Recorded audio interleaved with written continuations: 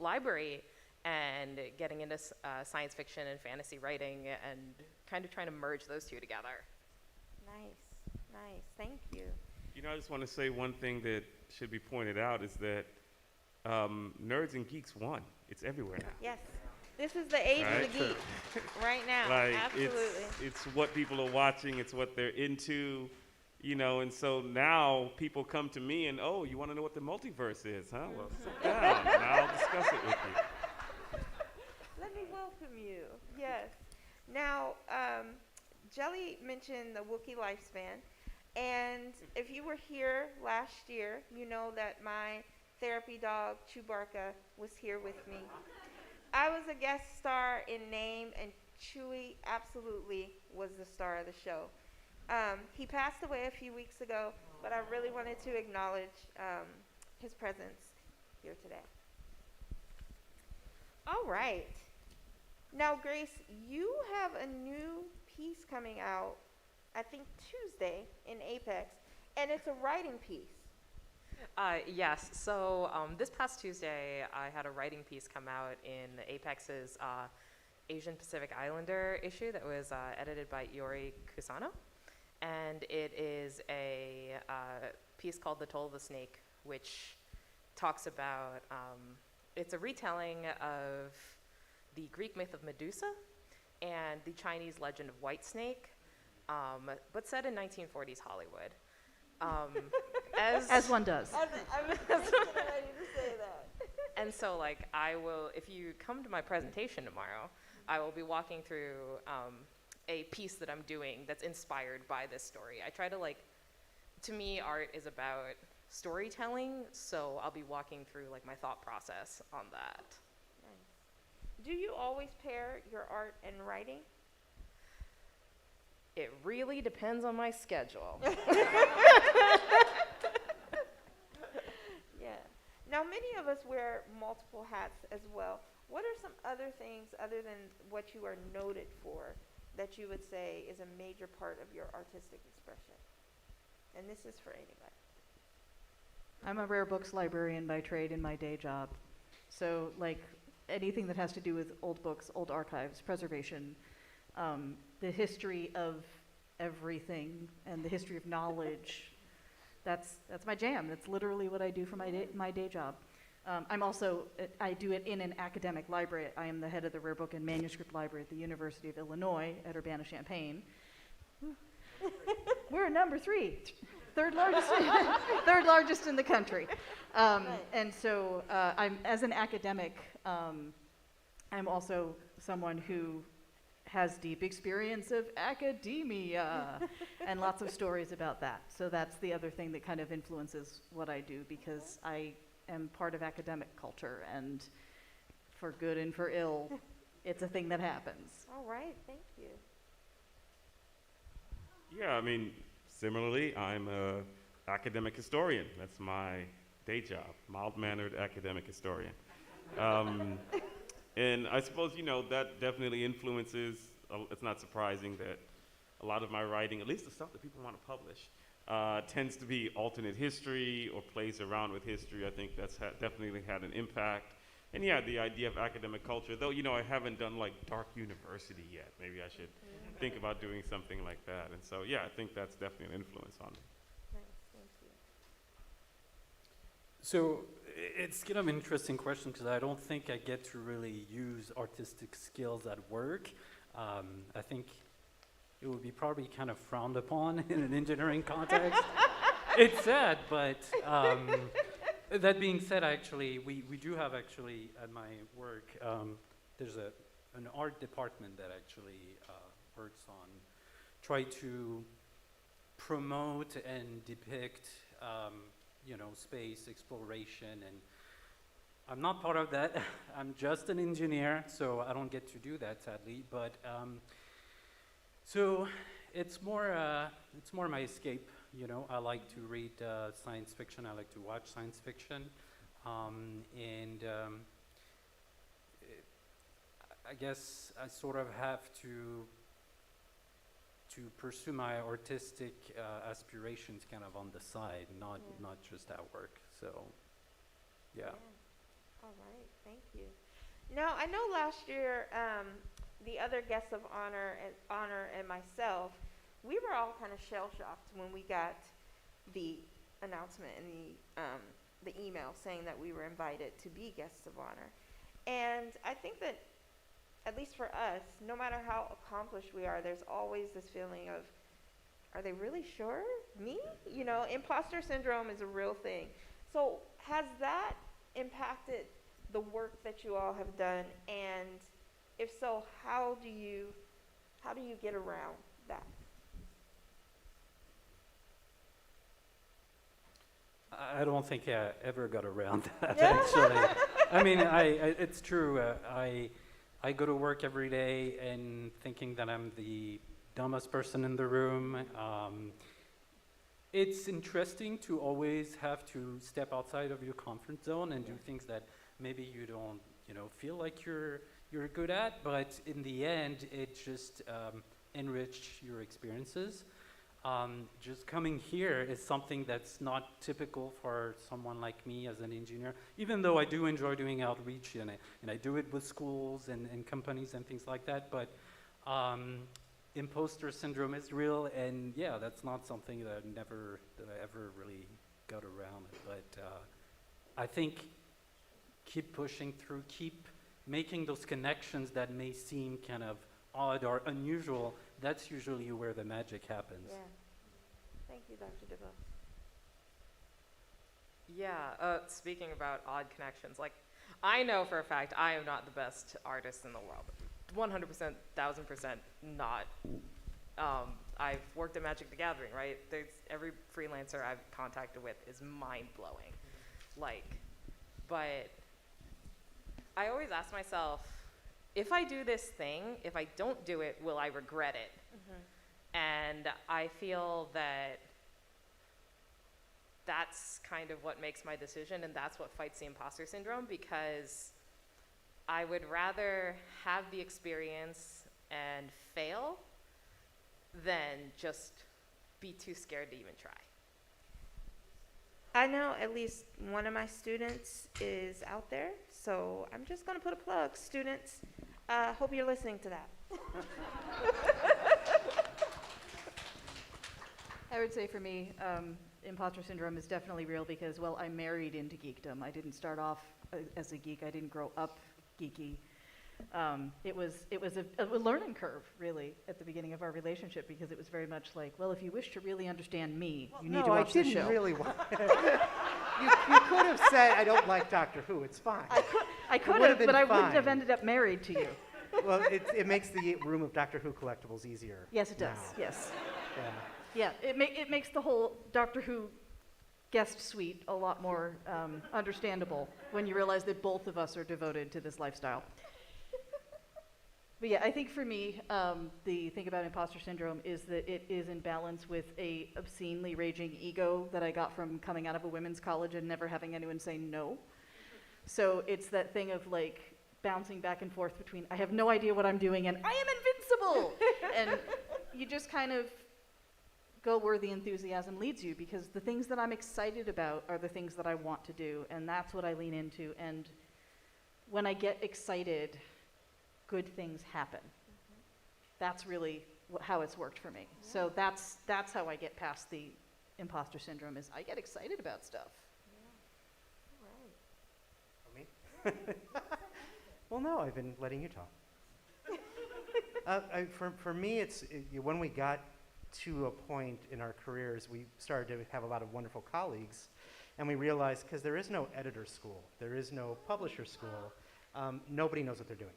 Like, all of us are completely and totally just kind of feeling our way through, listening to each other, and making up a lot of things, making a lot of mistakes, trying not to make the same mistakes too often. We learn from each one We and learn make from a each new other. set, yeah. And honestly, in my day job, so to speak, I'm Caitlin's caregiver, and my life is working with pediatric specialists, insurance companies, therapists, teachers, and it's filled with lots of very intelligent people who also often do not know what's going on or how to do the next thing, or just so many different impediments. So, after a while, like, it feels like sitting down to the magazine is a relief rather than arguing with Aetna, I think is really you know, and just trying to like, I can do this well enough, you know. No, nobody gets hurt if I don't do this line edit well. Yeah. I hope. Djèlí, do you want to add or no? Yeah, I mean, you know, I'm still always amazed that people, like, first of all, that people pay me for writing words. And my wife hates when I say that because she's a reporter for the Washington Post. And so she's always like, words keep these lights on, right? So, I'm still always amazed at, like, 'cause I mean, really, I mean, you know, I'm doing the art of the storyteller. And, you know, you think back about the early storyteller, he's sitting there by the fire, and somebody could just walk off, right? Like, that's interesting, and just, or be bored. And I'm always humbled by the fact that people want to read these stories and they really like these characters that I build. And sometimes I'm surprised. Like when I finished a story called Ring Shout, I remember finishing it and being like, this is absolute mess. It's all over the place. Like, there's so much in here, right? I was like, is this even gonna, are people even gonna latch onto this? And then it had this overwhelming response that I just did not see coming. Which tells you, by the way, that I am a terrible judge at what people are going to like and what they don't. I'm terrible at that, right? And so, I mean, it's still always every time I write something and it's out there, you're still always nervous. Like, are people gonna like it? Are they gonna read? Are they gonna not like it? Do I really want to go read those Goodreads things? No, I don't. I still don't read those things. No. Right? Do I want to read the comments at the end? And so sometimes I just don't want to. And I think it's just a matter of, nevertheless, having these stories within me that I want to get out there at the end of the day. I think one of the most, like, again, because my wife, the things I know her, when she's reading it, I'll be like, did you read that part? She's like, yes, I read that part. Have you gotten to that part? I think as a storyteller, you just like the idea of other people listening to these things you have to say, right? And falling into the world this way. And so I think that keeps me going, even if at times I'm uncertain how it's going to be received, right? I still want to get it out there. And then you're just nervous and you see what happens. Well, one of the interesting things about like the lack of an editing and publishing school as it exists is that when you decide that you're going to be an editor, it's a weird act of hubris, because what you've really decided is that you have really excellent taste, such good taste that other people definitely want to read the things that you pick. And there's no real reason to assume that about oneself, like just as a baseline, but we do it. And so when we get to a point where people start noticing the choices we make and they start enjoying the choices that we make, it's really gratifying, because it really was very much sort of, well, I think I picked good things. I like what I picked. So it's really wonderful when other folks really like what we picked too, because that means that we have the ability to keep picking things and giving really great stories platforms, and making sure that those stories go out in the universe and maybe inspire folks or comfort them or help them to feel better about the world. Now, you've mentioned that you know, you learn from every mistake. Looking back, are there no, really, has not your taste of editing, but has the way that you approach work changed? Yes. I think I think in a lot of it is that we're living in a really awesome, amazing time for science fiction and fantasy literature. And we've been in this industry, I mean, we started roughly, 10 years ago, 10 to 12 years ago now. And the changes in the industry have just been phenomenal. And a lot of it's just learning, like, find these new voices, open yourself up, read widely, and then share this stuff with everybody, because, and don't think that people are going to, for some reason, bounce off stories because they have a certain kind of cultural way of looking at things. And just keep throwing things at people until they realize, oh yeah, this is an amazing voice, this is an amazing story. I needed to hear this story. Yeah. I think the other thing that has developed is just our ability to communicate better what we need or want or are looking for when we're working with writers. I think that, we felt comfortable we can pick good stories to begin with when we started as editors. we were a little less comfortable with the we can fix good but not quite there yet stories part of things. I think we've gotten much more skill through doing it over and over again at just being able to look at a story and to explain to an author, you know, we really love this, we really love that, this is amazing, we definitely want this. There's this one part, though, that's not quite working, and the way we should Yeah. put it is like, what, as first readers, like our job is trying to figure out what is the author trying to communicate to the readers. Yeah. And is there something that is living in the author's head that didn't make it to the page? Yep. And trying, because it's not our job to put our words in that story or our point of view, because we want the author's voice. But we want to make sure that the author is saying it in the way that they really do want to say it. Yeah. And it didn't get lost in multiple drafts or whatever. Yeah, so the goal really is to make sure that the version of the story that goes out is the version that lived gloriously in the author's head before they tried to cross the gap between the version that lives in their head and the version that's on the page. We want to get those two versions as close to each other as possible. And I think we've gotten better at having those conversations about how we get from point A to point B. I'm not going to answer your question, but that's excellent. Thank you. But, We like working with you too. No, I'm saying that I think one thing when you're creating, you have yourself to go off of, and you have what's in your head, and you don't always know if you're putting on the page. You don't even know, or you may have your own ideas of what you want to do, and you need that constructive help, that constructive criticism to help you take the story to the next level. So my first novel that I published, A Master of Djinn, when I Which and I everyone can should thank my agent for this of all people. Get you an agent who is also a good editor and who is there to give you that info. So I sent him that, and he read it, and he said, I really liked it. I said, what do you think of the ending? He said, it's okay. I was like, what is that Larry David response? What's that about? Right? And he said, I just, it was good right there, but I wanted more. So he said, I just felt like there should, after the big buildup, there should be more. And so, nothing to fire a writer. I was like, oh yeah, you want more? I'll give you more. And, the ending scene that added like 2.5 chapters to the end of the book that people now tell me is their favorite part of the book, right? And I look back at it and I can't think how the book could have been different. And in the other multiverse, there's the other friend of Djèlí Clark who never published that, and a lot of people read in the book and they're like, the book was good, but and so it's always good to have other people reading your work, seeing these things you create, and helping you take it somewhere else. So that's invaluable. Yeah. What you're saying, it also reminds me, like, as a writer, I need an accountability buddy. Like, I've done my best poetry partnering with a friend who's a painter. We talk, we separate and do our thing, we come back together. And keeping the momentum for creatives, I know, is very difficult. Grace, you mentioned that you haven't been doing much painting lately.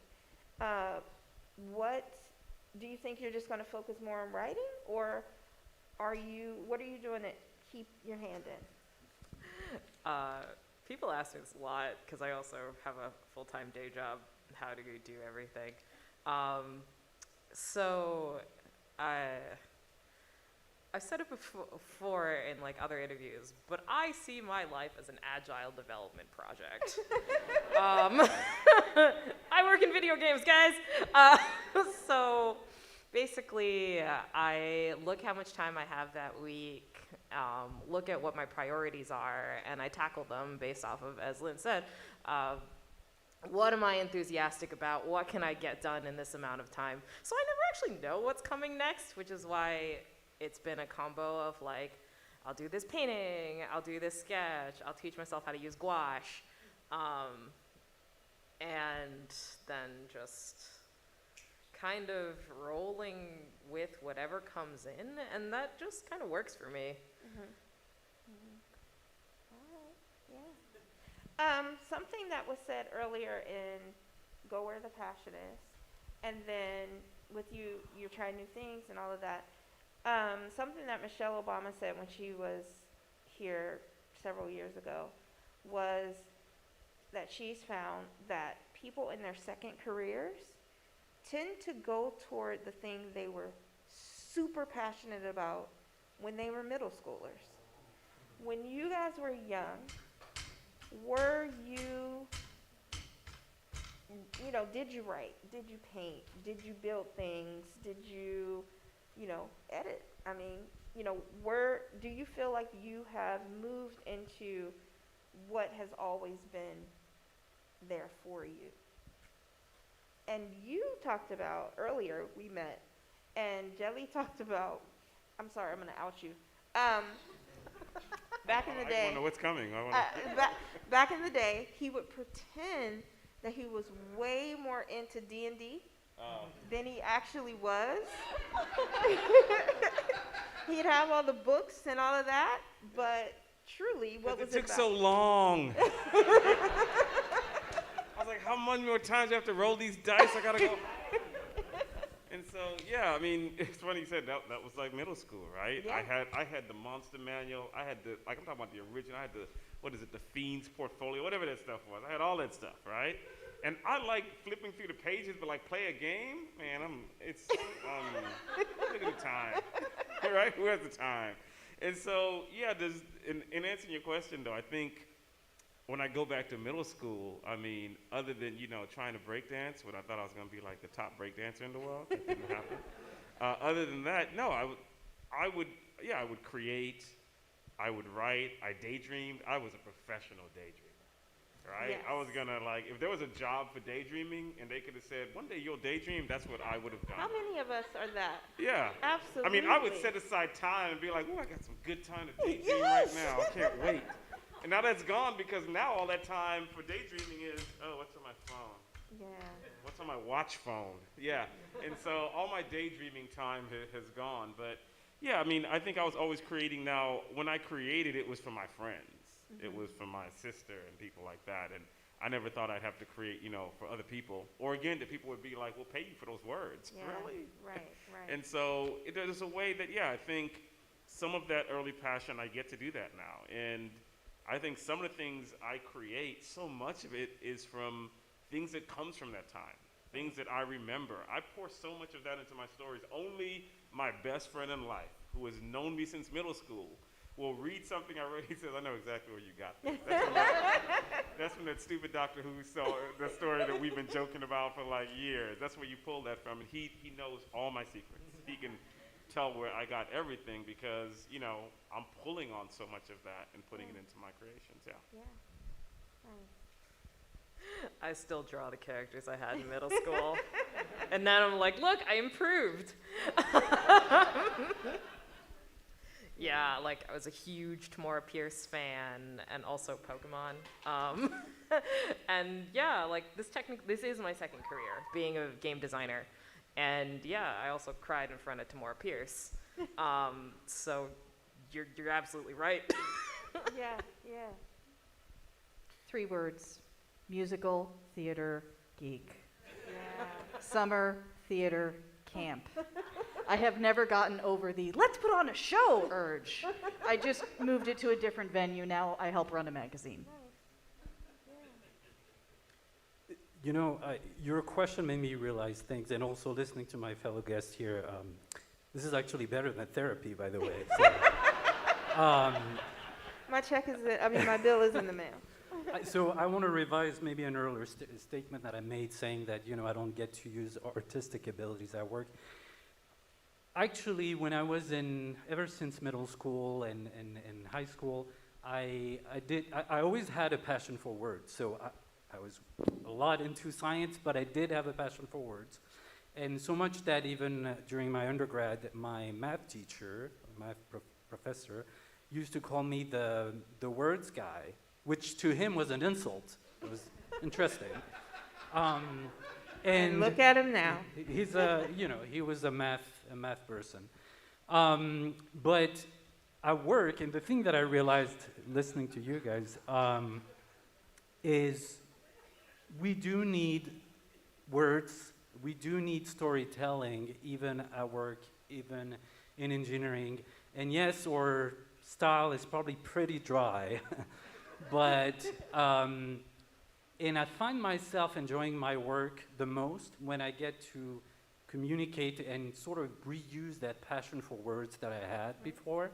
And so maybe we should invite all of you to my work and help us get better at playing with words and capturing the imagination of your peers, because so much of engineering has to do with communicating and making sure you don't bore your colleagues to death so that we put something wrong in the design. So being able to capture someone's attention is so key. And so in a way, whenever I'm able to use that, it's kind of going back to my second passion. Yeah. Nice, thank you. STEM needs the humanities. You heard it here, folks. That's Yeah. true. Absolutely. Amen. Absolutely. Yeah, Would you like to come to my university and give a discussion Anytime. to the board? for sure. I have had a really great time. I got made up today by a former student of mine who's now a grown-up. When she was in middle school, she loved makeup. She doesn't wear it now, but she is a makeup artist. So Elle, by Elle Rowe, look her up. She's awesome. And, you know, we all like Comic-Con. We all like dressing up. So hit her up. If you had advice for someone out there, a creative out there, who is trying to stay true to their art, but struggling. You know, we all have day jobs. We all have lives and families and things that pull us away that we have to do. What piece of advice would you give?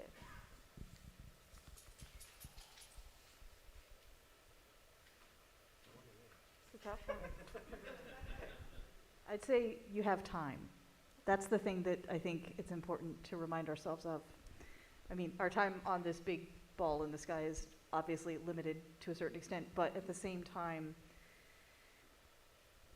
the thing I would tell younger me is that I didn't have to have it all figured out at 25. Absolutely. I didn't have to have it all figured out at 35. I don't have it all figured out at 48, and it's great, because not knowing is half of the fun at this point. Yeah, And that, I think, is the thing that younger me needed to know, that I didn't need to have everything all sewn up beautifully with a bow at 25 and then my life would be over. Like, that's just the start. yeah. Thank you.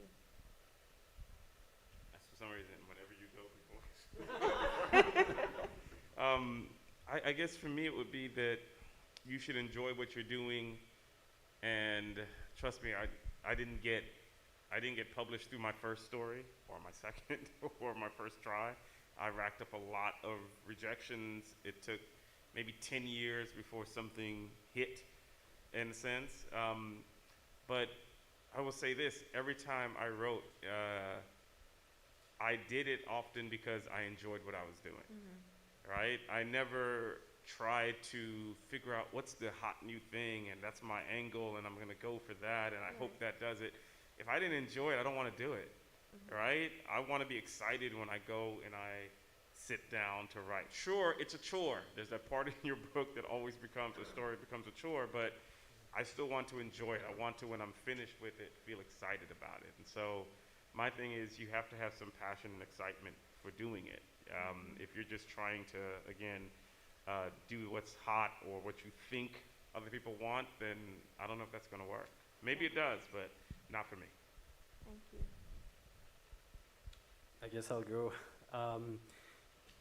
Going back actually to your, I think, first question about imposter syndrome, what I would like to tell someone, or even my younger self, is don't let that imposter syndrome keep you from following this passion or excitement. Because, and I know it may sound cliche, but anybody will have a very unique and unique take and perspective that ought to be shared. And I think that should be the driver, and there's nothing to be ashamed of. That's maybe the antidote to the imposter syndrome. And if you get to that place where you find, and you know, I don't get excited or passionate every day at work, but when you feel like you have this obsession, or like you kind of feel it, and I think that's where you want to push forward. And so it's kind of like listen to your, if you find yourself looking up a subject because you want to write about something, or at 2 a.m., 3 a.m., and that should tell you something. Yeah. Yeah. Thank you. Kind of as an extension of that, my advice would be to look at your passion in different ways. So basically, I feel, especially in a world where we get bombarded with a lot of, this is what this person is doing, this is what that person's doing, this is the job you need to have, this is the path in life. Try to like take what you're enthusiastic about and look at it from different angles. If it's storytelling, you could go into theater, you could go into games, you could go into writing, you could go into art, like, and just kind of figure out what is it driving you. Is it the process of creation? Like, you could be a sculptor, you could be a painter, you could be a writer, hell, you could be a scientist. Like, problem solving is another part of that. And because the world keeps evolving, as long as you look at different ways that you can use your skills, you'll be happy with the way that you're executing them. Nice. Thank you. Yeah. I just want to, so I don't know why I'm suddenly remembering this story. A few years ago, cleaning out, you know, you go back and clean the room in your parents' house where all your stuff that you never wanted to throw out. Remember when you used to have to do projects and you would get that whiteboard? I used to think that was like the magical board. You go buy one of those whiteboards. And so I didn't remember this, but I had this whiteboard where I guess what I was doing was a book report or something. And I did the Two Towers, right? This is when I'm in middle school. And I'm looking on there. I had Boromir dying. I had Oliphant. I had ants on there, right? And this is long before any Peter Jackson. And, you know, I didn't get this from Rankin and Bass. Somehow, reading these stories, right? This interest that I had, I was able to generate that on the page. Better than Peter Jackson, I thought. In my right?